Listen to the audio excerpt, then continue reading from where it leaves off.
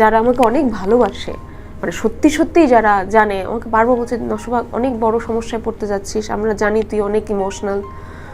অনেকে আমি আমার বাবা বলেছে, সো আমি কিন্তু ডিলিট করিনি আমার ফেসবুক, মানে আমার লাইফটা।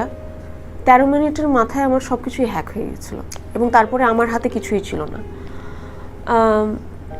এরপরে যা যা ঘটছিল, কি ঘটছিল আমি আসলে আর কিছুই জানি না।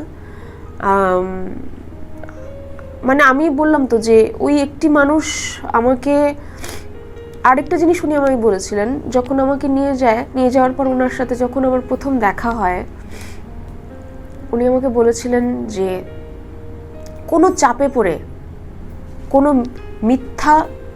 তুমি মিথ্যার কাছে মাথা নত হবে না। এই একটি কথা